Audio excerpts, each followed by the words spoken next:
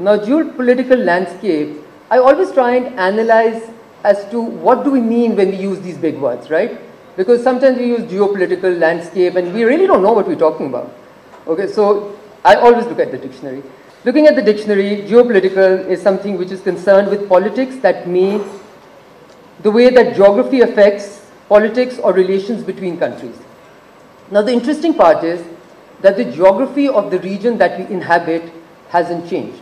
No new countries have emerged, no new borders have emerged, nobody has annexed, like Kashmir had been annexed many years back, but no new annexations have happened, borders haven't changed, so the geography as such hasn't changed. Climate change is there, geography hasn't changed. How is the geopolitics of this region changed so suddenly? And believe me, it has changed. I mean, in my active life of looking at the world and how it operates, I have seen massive tectonic shifts in the last decade or so. 2010 onwards, I think pretty much everything changed. Now, how do we explain the geopolitics changing so suddenly? I have a very binary view on this. As a student of economics, we were always told this will happen in Econ 101 when all else remains the same. All else never remains the same, but we have to assume. So I will also assume that I can go ahead with my binary, very simplistic view of what is happening around the region, which has changed the geopolitics of this region. And I think you go back to another classroom, SWOT analysis, and the last OT of the SWOT analysis, which is opportunities and threats. Humans, nations, countries operate on the basis of what they consider to be threats and opportunities which are arising for them from what is their behavior in relation to others' behaviors, right? And I believe that many of what may call be hegemonic states or states which were leading the world and the order that came into the world post-World War II feel the opportunities being outweighed by the threats in the new emerging world order. And that is leading to one thing which makes us illogical, irrational human beings and nations, and that is fear.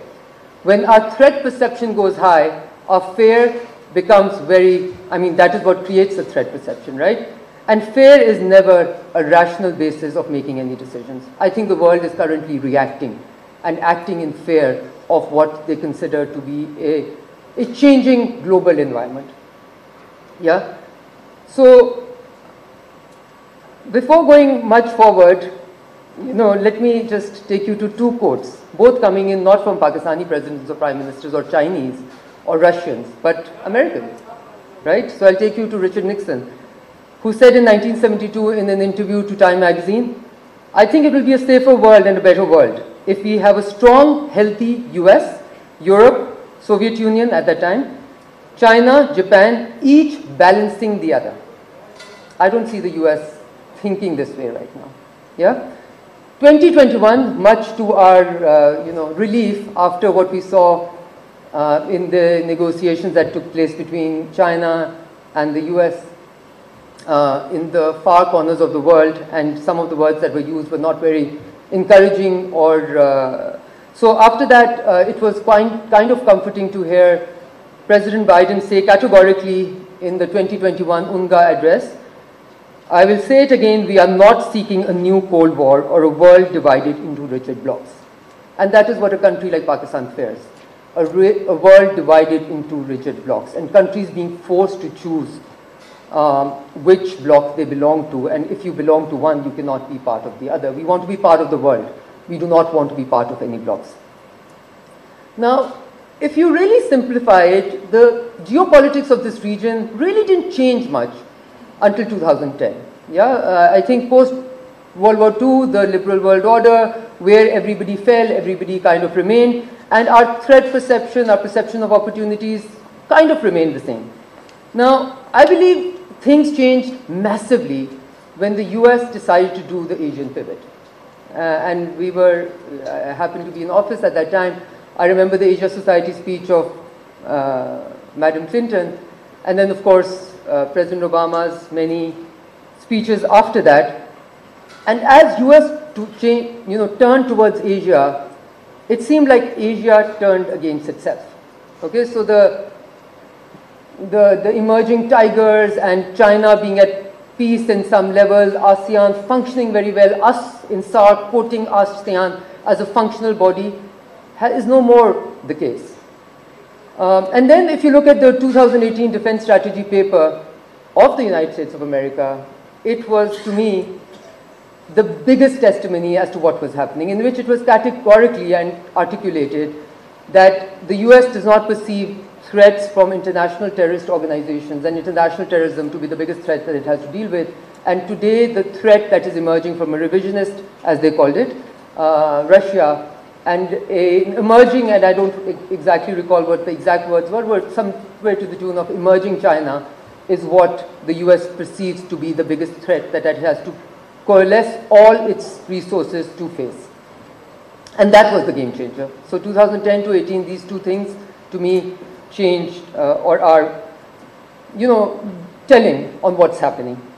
Now, once you get this right, in my very, as I said, simplistic analysis, everything else starts to make sense. Overlooking India's massive abuse of human rights, India's tilt towards, a non-secular, a non-democratic India, and the world and the US and many powers overlooking that, because India today is an important, perhaps the most important regional player within the containment of China policy. And therefore, they can be forgiven anything, and everything that they do will be overlooked, where a country like Pakistan or Bangladesh or many other countries of our size, even a small mistake will take you to the list of religious freedom, list of countries which are at threat. Whereas India can do this, pretty much anything and get away with it. It also explains the hurried and almost what I am at liberty to call a catastrophic departure from Afghanistan. The departure wasn't wrong. The way the departure was conducted has perhaps created some fissures and consequences that we in this region will have to live with for decades to come. The strategic investments in the Pacific Rim states, again explained by this one very simplistic analysis. The emergence of Quad as a functional, trying to make it very, very functional. AUKUS, as we all saw, at the cost of really, spiting very good cross-Atlantic friends such as France. So these are the challenges, these are the challenges that are emerging, and this is how the world and the big powers of the world are reacting to it, where they're putting at risk major alliances to be able to achieve the objective that will lay out in the Defense Strategy Paper 2018. A dysfunctional ASEAN, as I already said. I believe the US's interest in this region, in the Indo-Pacific, has actually encouraged many countries in ASEAN to look towards, and this is typically a mistake that Pakistan made for many years, look towards countries which are far off to solve your problems which are within the region. And that never works out. So a lot of this is about reaction to what one big player is doing. And that big player, let's mince no words to say, is China. Okay, and the difference between China and the Soviet Union, I think perhaps what is most threatening is that China is threatening on the economic front, which perhaps the Soviet Union never did. Now, if you want to really oversimplify it and say, oh, this is about military strength and about feeling militarily threatened, I put to you the fact that, the US today spends more on military than the next 11 nations, including Russia and China. So militarily and as a naval superpower, there is no one who comes close. Yes, AI, some technology, chip manufacturing, data storage, these are all the new, this is the new framework of where we are competing in the world order. Now, then the concern, so if you look at who's acting and who is reacting, it feels or seems like China seems to be doing all the acting, and countries which are feeling threatened seem to be doing all the reacting, right? So you look at CPEC type of, you look at the BRI, that's action being taken by China and others reacting to it. And interestingly, as someone who managed Pakistan's aid portfolio for a good full 7 years, I can tell you, since 2002 at least, because I was at the helm of that office at that time, countries like Pakistan were literally going to everyone who would listen that, please, we need infrastructure funding. Yes, we need funding for our schools, etc., but we need infrastructure funding to be able to unleash the potential in our economy. Then comes along China with that window, or a basket of infrastructure funding available in different terms and conditions, and we all leap at it, and that somehow becomes colonialism, right? So we have to see as to what is real demand. Real demand existed. Nobody was filling in that demand. Now that the demand has been filled in, and I think it is, at least from where, somebody famously said, where you stand depends on where you sit. From where we sit in the geographical location of the globe, China has been a force of stability and unleashing the potential of this entire region. Because we keep on talking about Pakistan being at the cusp of this great, Pakistan's geostrategic location. Unfortunately, we have walls which separate Pakistan from being able to enjoy that geostrategic location for the last many decades. Now, if we have these longitudinal and latitudinal highways of all types, road networks, train networks, oil pipelines, etc., we suddenly find ourselves at a point where we can perhaps, benefit from our geographical location. Now, as we go forward, I feel that if we are not able to tame this threat emerging from the rest of the world to the West, we will probably see catastrophic times. And times in which the world is not moving towards something, but moving away from what we had created, a global village, and really binding ourselves into taking positions, even in how we function, even in how we run our technology. And this technological warfare where people are able to, as drone strikes proved, people are able to kill with impunity without being in harm's way is severely dangerous. And I think now we have enough literature to prove that the counterterrorism strategy of the United States of America and other countries in Afghanistan created more militants according to the cost of war studies done by the Watson Institute of the Brown University. This is not a Pakistani institute or an Afghan institute which is saying this. And this is what Pakistan was saying all along, that in the way this war was being conducted, more militants were being created than the ones that were being taken. And now I'm addressing, so I will go quickly to the sub-theme number 1, which was Afghanistan and its reaction, and what has happened in Afghanistan. Now, I had the pleasure of being hosted by Madeleine Albright in a CSR talk many years back when I was foreign minister. And in that, we talked immensely. At that time, the Afghanistan war was obviously still going on. We talked about the unintended consequences of decisions that are taken in boardrooms and cabinet rooms which are far, far, thousands and tens of thousands miles away from the people that they affect. Pakistan and Afghanistan, unfortunately, happen to be countries who have lived through the unintended consequences of how we reacted to the Soviet Union invasion of Afghanistan back like 3 decades back, and today how we, the unintended consequences of the actions that were taken in Afghanistan, and now the actions, unintended consequences of this hurried, unplanned in many ways departure. Now, just to give you some facts, the cost of our projects, the same one that I was mentioning before, of the Watson Institute of the Brown University, tells you that post 9/11 wars have killed 929,000 people all over the world. It also tells you that $8 trillion have been spent in the post 9/11 wars. Now, it also tells you directly in Afghanistan, the cost of this war has been $2.3 trillion, and 176,000 people have died within this region only. I always get this number wrong because I can never believe it, but the same study tells you that anywhere between, the number is either 23 or 38 million people have been displaced. Million. I believe it is 38, I'm not entirely sure, but it is within the range. Million people have been displaced. That has been the cost, the unintended consequences of the decisions that we took in the revenge of 9/11. Now, these are all numbers. And we all saw how these numbers are just numbers until we are told the story of that one boy who attached himself to a plane as this departure was happening, and we found out that he was a soccer player. And we found out his name, and all of a sudden, that one story mattered. Imagine these lives, 926,000 lives. All people coming from healthy households, all brothers, sisters, wives, mothers, etc. So the lack of empathy that we show in how we conduct policy, and I mean everyone, I mean each one of us, is what leads us to make these decisions which have consequences which go far away. Now, again, drone warfare, I want to bring to your attention 91,340 strikes were conducted by the US during this post 9/11 period. Out of those, some strikes were conducted also in my country. 22,676 to 48,308 civilians, according to the cost of wars, were killed, died. Civilians. Now, the point is that what does Pakistan do, or what does this region do in the midst of all of this? Because the world simply, it seems, has happily now moved over to the Indo-Pacific area, and now that will be the new theater of conflict, of perhaps, I hope not.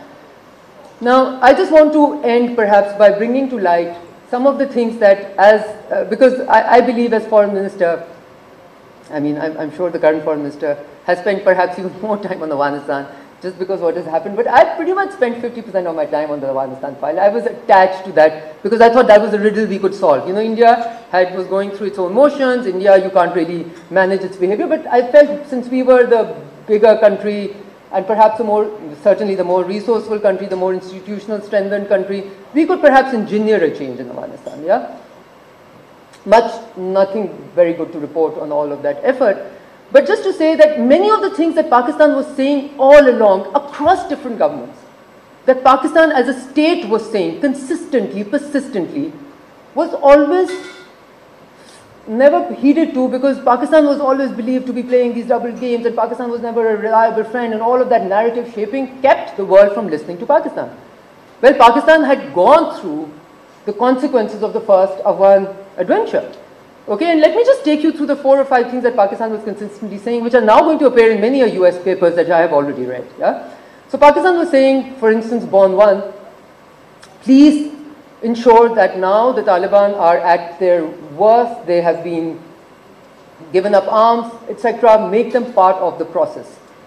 Okay, make sure you engage with them so that they do not become a persistent threat, and Afghanistan does not go into this permanent state of strife and more civil war to come.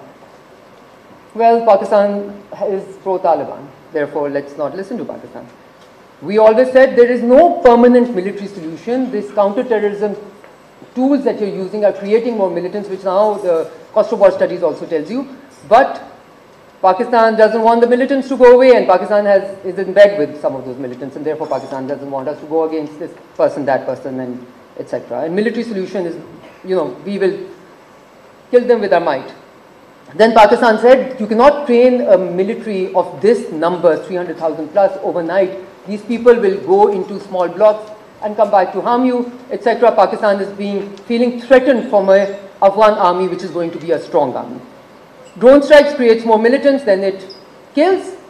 Today, US studies are proving the same.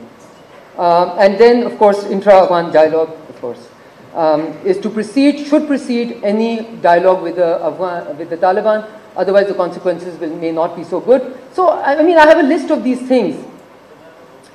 And I'm just going to end, I've been told my time is up, by just saying that Pakistan was not the only one who was telling the world what was happening. The US, then that is what shows the US's own strength. John Sopko, Seagar, the Special Inspector General on Afghanistan Reconstruction, was speaking the truth all along. And I end with this quote, which he, 29/10/2021, so October 2021, as he was reporting to editors and reporters conference, military reporters and editors conference, these are his words.